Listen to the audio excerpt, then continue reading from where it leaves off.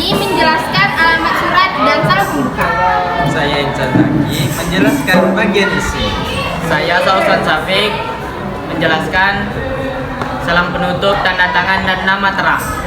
Adapun bagian dari surat lamaran kerja yang akan dijelaskan oleh Adela. Pertama ada tempat dan tanggal pembuatan surat.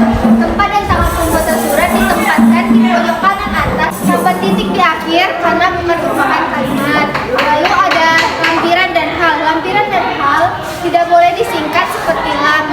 Lalu pada kolom lampiran tidak boleh menggunakan angka, harus menggunakan huruf seperti contoh hal lamaran pekerjaan lampiran 6 lembar.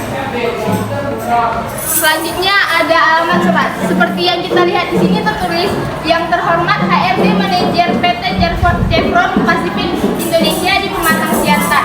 Penulisan alamat surat yang benar yaitu tidak menggunakan kata kepada, pada jabatan tidak menggunakan jenis kelamin. Alamat surat disarankan tidak lebih dari 3 baris serta tulisan jalan tidak boleh disingkat dan di akhir-akhir masing kalimat ini tidak boleh ditulis tanda titik. Selanjutnya ada salam pembuka.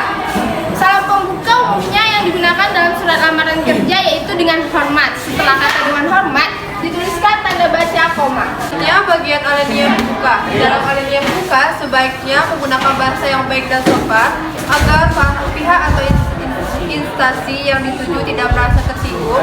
Lalu di bagian alinea pembuka harus disertai pernyataan umum si pelamar. Contohnya, dengan ini saya membuat permohonan lamaran pekerjaan di posisi insinyur perminyakan. Nah, selanjutnya itu ada isi.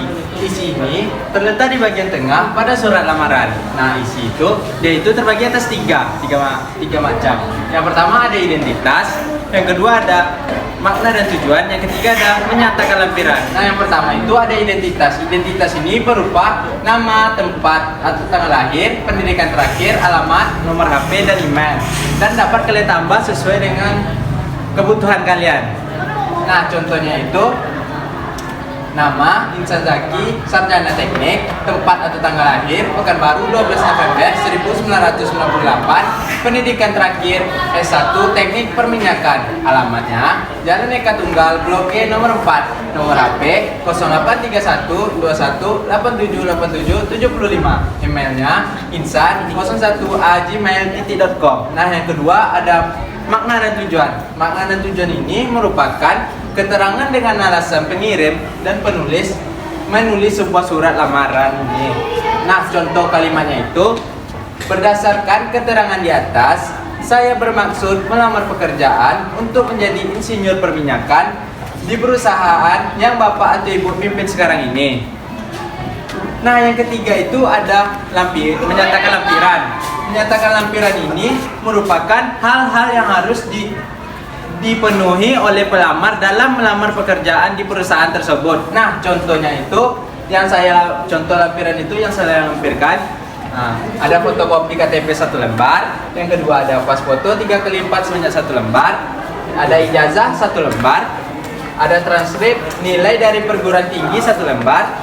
Nah, ada daftar riwayat hidup 1 lembar dan yang terakhir ada dokumen pendukung lainnya. Selanjutnya bagian penutup.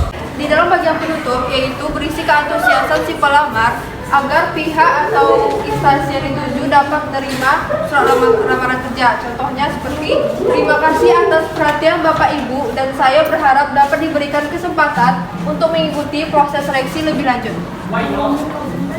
Selanjutnya salam penutup. Salam penutup menjadi sangat penting dalam surat lamaran. Salam penutup sebagai bentuk etika, sopan santun, dan penghormatan. Contohnya, hormat saya diberi tanda koma. Selanjutnya, tanda tangan dan nama terang. Ini biasanya berada di pojok bawah surat, lalu di bawahnya berisi nama lengkap. Yaitu contohnya, Insan Zaki, sarjana teknik. Sekian presentasi atas surat lamaran kerja. Mohon maaf jika ada kesalahan. Wassalamualaikum warahmatullahi wabarakatuh. Yeay!